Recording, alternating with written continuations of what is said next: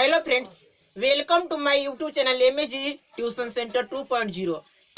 आज मैं आप लोगों को दर्पण में किरण आरेख खींचने के बारे में बतलाऊंगा, जो आपके लिए बहुत ही फायदेमंद होने वाला है। और यह एग्जाम में 100% है कि एक दो प्रश्न इसमें से डाले जाते हैं दर्पण से या तो लेंस से। तो आज सिर्फ मैं आपको दर्पण से ही संबंधित प्रश्न बतलाऊंगा और दर्पण में ही किरण आरेख खींचने के लिए बतलाऊंगा। सबसे पहले दर्पण की बात करें तो दर्पण आपको 3 प्रकार से पढ़ने के लिए मिल जाएंगे।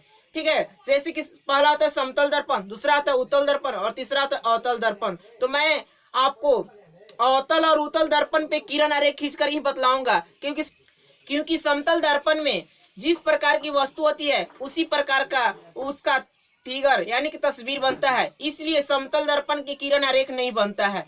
तो उत्तल दर्पण और अवतल दर्पण की किरण आरेख बनता है। चलिए आज हम लोग स्टार्ट करेंगे अवतल दर्पण से। और अवतल दर्पण में किस प्रकार से वस्तु को कहाँ पर रखे तो कहाँ पे प्रतिबिंब बनेगा, कैसा प्रतिबिंब बनेगा, वस्तु से बड़ा बनेगा या वस्तु से छोटा बनेगा, इन सभी के बारे में जानकारी हम आपको देने वाले हैं। तो मेरी वीडियो से बने रहिएगा और वीडियो को लास्ट तक देखिएगा। यदि वीडियो अच्छा लगेगा तो शेयर करिएगा और इसी प्रकार के वीडियो देखने के लिए मेरे चैनल को सब्सक्राइब करना ना भूलिएगा। सबसे पहले देखिए आपको बता रहे हैं अवतल दर्पण के बारे में कि अवतल दर्पण होता क्या है। तो अवतल दर्पण इस प्रकार से होता है। देखिए खोखले गोले का आधा भाग हम ले लेते हैं और इसमें बाहरी से जो रंजित किया जाता है, रंगा हुआ रहता है, पेंट किया रहता है, इसी को हम क्या बोलते हैं, अवतल दर्पण बोलते हैं।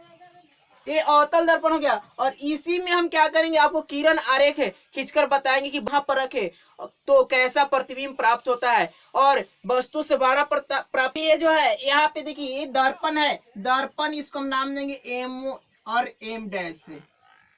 एम और एम डैश दर्पण का नाम दिए। दर्पण के मध्य बिंदु यहाँ पे इसको हम पी से सूचित करते हैं, जिसको केंद्र बोला जाता है। यहाँ पे केंद्र हो गया। ठीक है, इसके बाद में यहाँ पे होता है फोकस, इसको एफ से सूचित करते हैं। और यहाँ पे क्या हो जाएगा, सी यानी कि वक्रता केंद्र।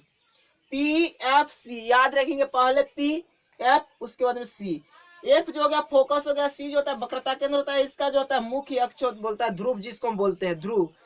तो यहाँ पे ध्यान दीजिएगा, ये दूरी जो होती है समान होना चाहिए। यहाँ से यहाँ तक की दूरी, ध्रुव और फोकस के बीच की दूरी क्या होना चाहिए, समान होना चाहिए। और फिर फोकस और वक्रता केंद्र के बीच की दूरी दोनों क्या होना चाहिए, समान होना चाहिए। जैसे कहने का मतलब है कि यहाँ से यहाँ तक की दूरी आप ध्रुव और फोकस के बीच की दूरी 2 सेंटीमीटर लिए हैं, तो फोकस और वक्रता केंद्र की भी दूरी 2 सेंटीमीटर आपको रख लेना है।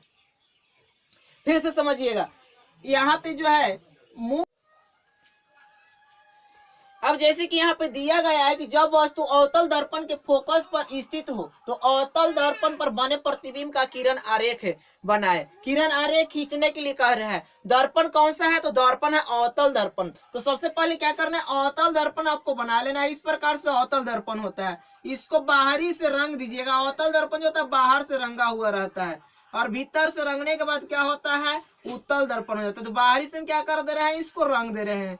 ये हो गया अवतल दर्पण। और अवतल दर्पण के अब यहाँ पे मुख्य देखिए केंद्र में क्या करेंगे, इस प्रकार से केंद्र से एक रेखा हम गुजारेंगे, सीधा एकदम सीधा गुजारना है। इसके बाद में यहाँ पे हम इसको नाम देंगे पी। इसके बाद यहाँ से पी जो होता है ध्रुव, पी जो होता है ध्रुव, और यहाँ पे ध्रुव से यहाँ पे फोकस के बीच की दूरी को माप करके यहाँ पे पॉइंट देना है। और स्केल की सहायता से क्या करना है, ध्रुव और फोकस के बीच की दूरी को क्या करना है, माप लेना है और माप के यहाँ पॉइंट देना है। और फिर फोकस से क्या करना है, तो यहाँ पे वक्रता केंद्र तक की दूरी को क्या करना है, समान रखना है।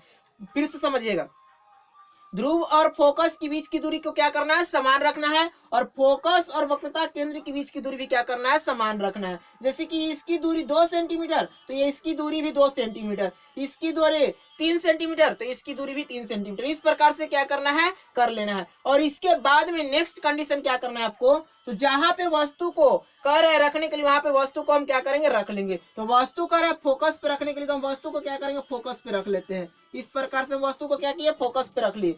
अब क्या करेंगे, वस्तु से एक दर्पण की तरफ आपतित किरण को इस प्रकार से खींच लेना है। स्केल की सहायता से क्या करना है, इस प्रकार से खींच लेना है।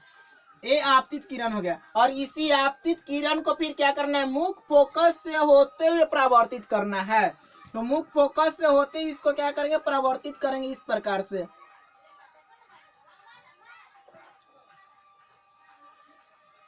इस प्रकार से इसको क्या करेंगे, परावर्तित करेंगे। और फिर क्या करेंगे, यहाँ से वस्तु जो है, वस्तु यहाँ पे मुख्य फोकस के ऊपर वाला भाग से फिर वक्रता केंद्र के दूरी को इस पर बिंदु से मिलाते हुए फिर क्या करना है, इस प्रकार से एक किरण खींचना है, रेखा को खींच लेना है।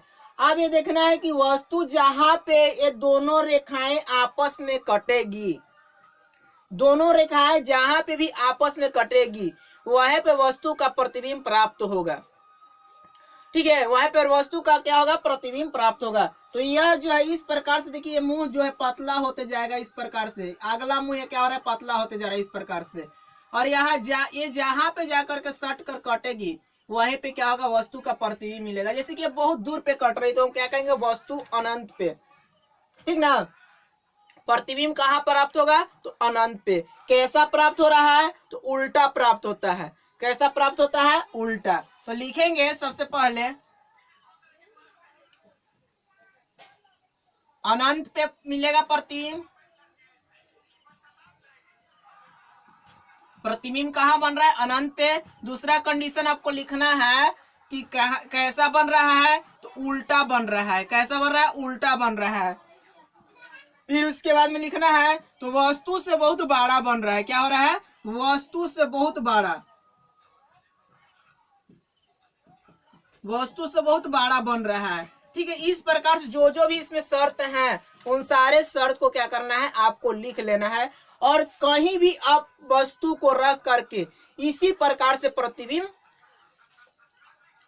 इसी प्रकार से किरण आरेख बना सकते हैं। जैसे फोकस पे रखें, कभी फोकस के और ध्रुव के बीच में रखेंगे, कभी फोकस और वक्रता केंद्र के बीच में रखेंगे।